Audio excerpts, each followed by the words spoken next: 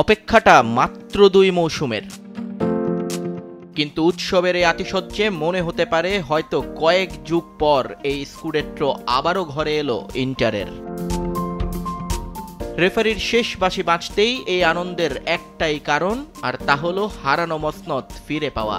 পুরানো মুকুট ফিরে এলো আবারও তার পুরানো জায়গায়। আনন্দটা কেবল ইন্টার মিলান ক্লাবেরই নয়, এটা যে ব্যক্তিগত অর্জনের জায়গাটাকেও করেছে সমৃদ্ধ।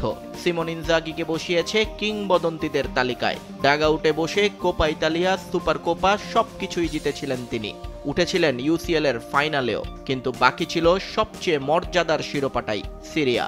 এবার সেই অপূর্ণতাও ঘুচে গেল ইনজাগির। 5 ম্যাচ হাতে রেখেই সিরিয়া 2023-24 মৌসুমের চ্যাম্পিয়ন এখন ইন্টার মিলান।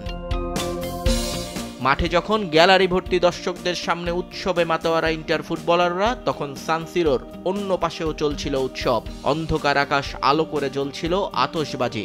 অপেক্ষার অবসান হওয়ায় উচ্ছ্বসিত ছিলেন গাঢ় নীল জার্সিধারীরা।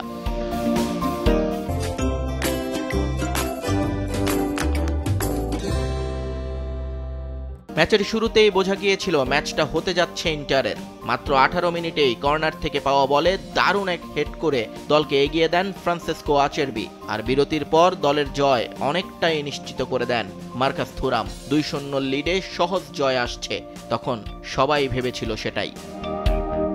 কিন্তু ম্যাচের দৃশ্যপট বদলে যায় 80 মিনিটে। ফিকায়ো তোমোরির হেডে ব্যবধান কমায় এসি মিলান। রোমাঞ্চ বাড়ে সান সিরোতে। এরপর পুরোটা সময় আধিপত্য ছিল স্বাগতিকদের, যদিও শেষ পর্যন্ত লাভের লাভটা হয়নি। তবে ম্যাচের সব রোমাঞ্চ রূপান্তরিত হয় উত্তেজনায় যখন যোগ করা সময়ে ঝামেলায় জড়িয়ে যান ফুটবলাররা। ধাক্কাধাক্কি এবং হাতাহাতির ফলে লাল কার্ড দেখেন 3 জন, যার মধ্যে ছিলেন ইন্টারের 2 আর এসির 1 জন। তবে এত কিছুর পরও ইন্টারকে আটকাতে পারেনি মিলান। 5 ম্যাচ হাতে রেখেই শিরোপা উৎসবে মাতে নেরাজ্জুরিরা। নিয়ন মোহাইমিন, সময় সংবাদ।